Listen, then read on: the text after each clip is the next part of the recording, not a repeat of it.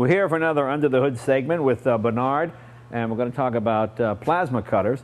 And if you've been on this website before, you know I like American-made companies, American-made products.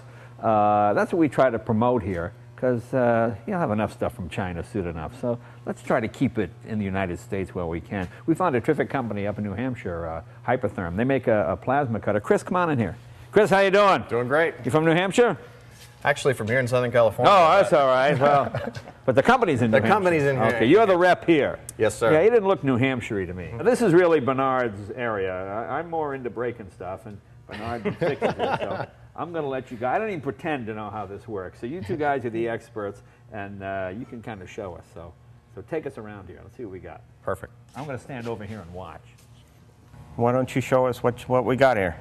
Well, we've got the Powermax 30. This is a new 30 amp system. And what's really awesome about this system is that it's auto air. You just plug the air in.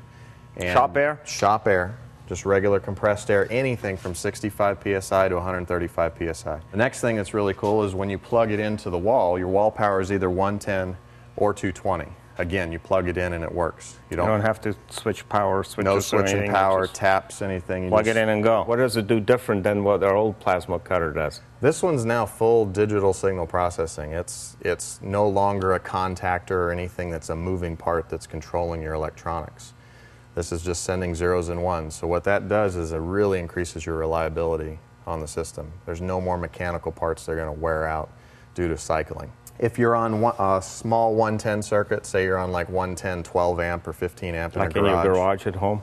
Exactly. You can turn that down to about 20 amps, that way you won't trip the breaker. It'll still do fairly thick metal on that, like 1/4, 3/8 inch. If you're on 220 or even a 110 20 amp breaker, the computer in here really doesn't mind either one. It's only going to draw what it needs, and that you can cut 1/2 inch steel. It's an awful small unit, and I think you're going to cut like 1/2 inch steel with it. Mm-hmm. This one will cut 1/2 inch steel. It'll cut 1/2 inch steel. Let's do it. Safety equipment that you need is gloves and safety glasses. So I don't need a welding helmet type thing like we would for arc welding? It depends. The smaller systems, when you're cutting thinner materials and stuff, the brightness of that arc is going beneath the plate. When you're cutting thicker materials though and you're watching that arc's very bright, so you need at least shade 5, maybe even darker. Kind of the rule of thumb is if you see stars, your shades aren't dark enough.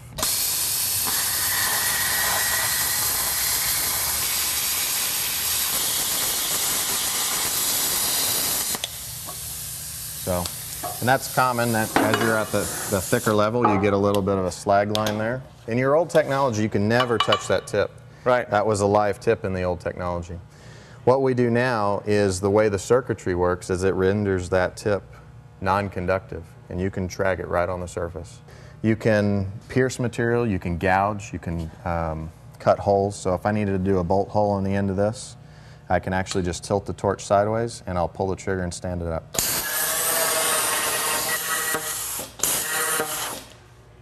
Amazing.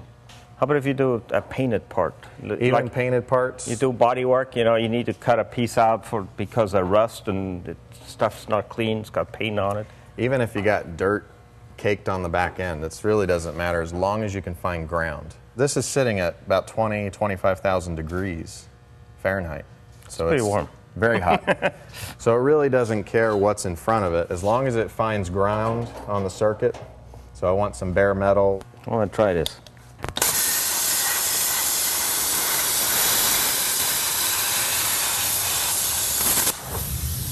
Well, even I can do this.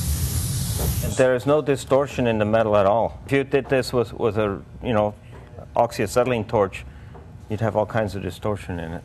Distortion and your paint would be burnt back. Right. You couldn't touch that either. Larger systems we have will do actually all the way up to 1.5 inch material. Pierce 1 inch. Wow. And cut 1.5 inches on an edge start. Okay, but for a guy at home, this would be more than sufficient. This is more than sufficient. A guy working on his car, he's going to have maybe 1/8 inch steel on the frame or something like that. And that's what this was here. In the garage, there might be an instance where you want to gouge out an old weld without ruining your base material. And what you'll see is it's not going to pierce all the way through the material.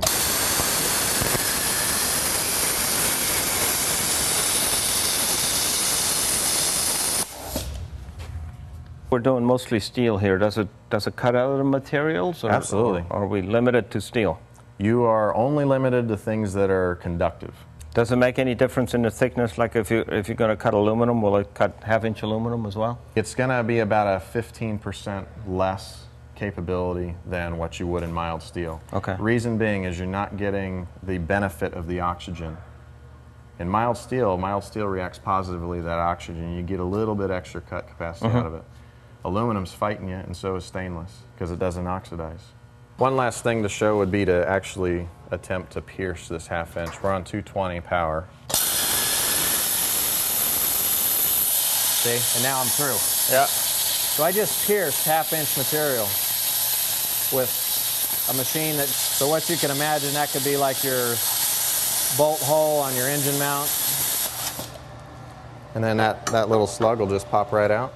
Well, I can see a guy wanting to restore a rusty old car. This is about the first tool you're going to need. It's the first tool you got to buy. This and a MIG welder, you know. Well, That's you've got to one of put those- it back together, but this to take it apart.